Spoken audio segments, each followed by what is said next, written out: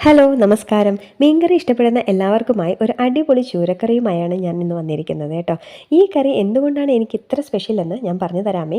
അതിനു മുമ്പ് അതെങ്ങനെയാണ് ഉണ്ടാക്കുന്നതെന്ന് ഓടിച്ചൊന്ന് പറഞ്ഞു തരട്ടെ. ഇൻഗ്രീഡിയൻസ് എന്തൊക്കെയാണെന്ന് കണ്ട് മനസ്സിലാക്കിയില്ലേ എല്ലാവരും? പച്ചമുളക് 5ഓ 6ഓ എടുത്തോളൂ. വെളുത്തുള്ളി 2ഓ 3ഓ അല്ലി, ഒരു സവാള അല്ലെങ്കിൽ 10 കുഞ്ഞുള്ളി, ഒരു തക്കാളി, വഴറ്റാൻ ആവശ്യത്തിന് എണ്ണ, കുടംപുളി വെള്ളത്തിലിട്ടത്, തേങ്ങയും വറുത്ത ഉലുവയും അരച്ചെടുത്തത്.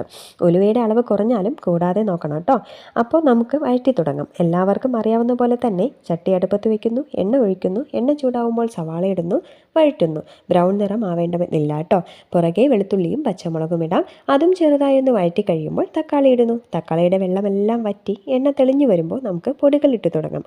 മഞ്ഞൾപ്പൊടി 1/2 ടീസ്പൂൺ, മല്ലിപ്പൊടി 2 ടേബിൾ സ്പൂൺ, മുളക് പൊടി എരിവിനനുസരിച്ച് ഞാൻ 1.5 ടേബിൾ സ്പൂൺ ഇടുന്നുണ്ട്. എരിവ് അധികം വേണ്ടാത്തവർ അതിനനുസരിച്ച് മുളക് പൊടിയുടെ അളവ് കുറച്ചേക്കണം കേട്ടോ. മസാലയുടെ പച്ചമണമെല്ലാം മാറി ഉള്ളിയും തക്കാളിയും പച്ചമുളകും എല്ലാം നല്ല വഴണ്ട് വന്നു കഴിഞ്ഞാൽ പുളി ഒഴിക്കേണ്ട സമയമായി.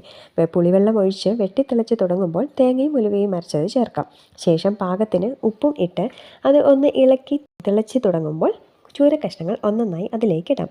ഇനി നമ്മുടെ ചൂരക്കഷ്ണങ്ങൾ തിളച്ച് മറിഞ്ഞ് പാകപ്പെടട്ടെ. മൺചട്ടിയിൽ കറി വയ്ക്കുമ്പോൾ തിളച്ച് തൂവാതിരിക്കാനുള്ള സൂത്രപ്പണി എല്ലാവർക്കും അറിയാമോ? ഒരു മരത്തവി ചട്ടിയുടെ മുകളിൽ വെച്ച് അടച്ചു വെച്ചാൽ മതി, കറി തൂവിപ്പോവില്ല. ഇതുവരെ ചെയ്തിട്ടില്ലാത്തവർ ഒന്ന് ചെയ്തു നോക്കൂ കേട്ടോ. അങ്ങനെ നമ്മുടെ ചൂര കഷ്ണങ്ങളെല്ലാം വെന്ത് പാകമാവുമ്പോൾ കറി വറ്റി ഒരു തിക്ക് ഗ്രേവി ആവുമ്പോൾ സ്റ്റവ് ഓഫ് ചെയ്യാം. ഇനി വറുത്തിടേണ്ട സമയമാണ്.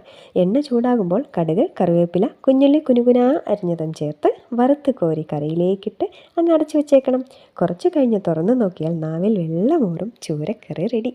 പണ്ട് സ്കൂളിൽ പോകുമ്പോൾ അമ്മുമ്മ സ്കൂളിലേക്ക് തന്നയക്കാറുള്ള പൊതിച്ചോറുണ്ട്. അതിൽ ചമ്മന്തിയും തോരനും അച്ചാറും മീൻകറിയും മീൻ വറുത്തതും വച്ച് വാഴയില വാട്ടി അതിൽ പൊതിഞ്ഞു തരുന്ന ഒരു ചോറുണ്ടല്ലോ, അത് കഴിക്കാൻ വേണ്ടി മാത്രം പെട്ടെന്ന് ഉച്ചയാവണേ എന്ന് പ്രാർത്ഥിച്ചിട്ടുണ്ട്. അപ്പോൾ മറ്റൊരു വീഡിയോയുമായി ഉടനെ എത്താം. Stay tune. ബൈ ഫ്രം ഞാനൊരു സാധാ വീട്ടമ്മ.